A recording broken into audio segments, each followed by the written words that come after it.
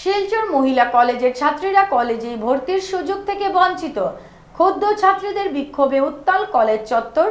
ঘটনার বিবরণে জানা যায়, সোমবার শিলচরের মহিলা কলেজের ছাত্রীরা কলেজেই ডিগ্রি পাঠ্যক্রমে ভর্তির সুযোগ না পেয়ে প্রতিবাদ সাব্যস্ত করেন। ক্ষুব্ধ ছাত্রীরা দীর্ঘক্ষণ কলেজ চত্বরে বিক্ষোভ প্রদর্শন করে ঘেরাও করে রাখে কলেজ অধ্যক্ষকে। পরিস্থিতি নিয়ন্ত্রণে কলেজ চত্বরে ছুটে আসতে হয় অতিরিক্ত জেলা শাসক ও পুলিশ প্রশাসন। কয়েক ঘন্টা পর কলেজ অধ্যক্ষ ও ম্যাজিস্ট্রেটের আশ্বাসের পর পড়ুয়ারা তাদের আন্দোলন প্রত্যাহার করেন। পড়ুয়াদের বক্তব্য, এই কলেজেই 2 বছর হায়ার সেকেন্ডারি পড়াশোনা করে কেউ 65% তো কেউ 70% নম্বর নিয়ে হায়ার সেকেন্ডারি পরীক্ষায় উত্তীর্ণ হওয়ার পরও এই কলেজে ডিগ্রিতে তাদের অ্যাডমিশন দেওয়া হচ্ছে না এবং যারা বাইরে থেকে এসেছেন তাদেরকে ভর্তি করা হচ্ছে কলেজে।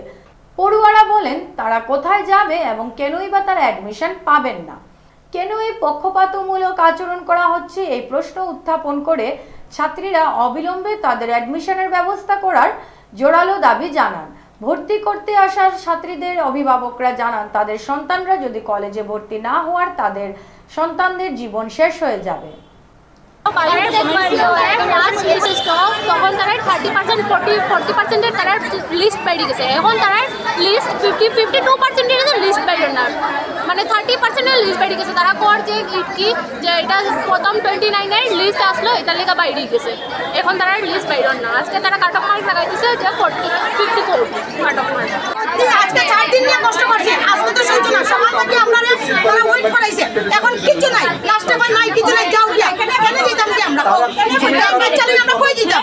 এই বাচ্চারা কেন কষ্ট করে করছে, আমরা অনেক কষ্ট করে সেকেন্ডারি দিয়েছি, আমরা বেল কেন দিল না সরকারে, বেল কেন দিল না।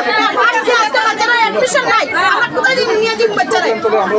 আর এই কলেজে স্টুডেন্ট জানি আমরা এখন কই দিতাম, আমরা তো ইয়া করছি, ওখানে আইলো না, আমরা তো এই কলেজেই দিছি, এই কলেজে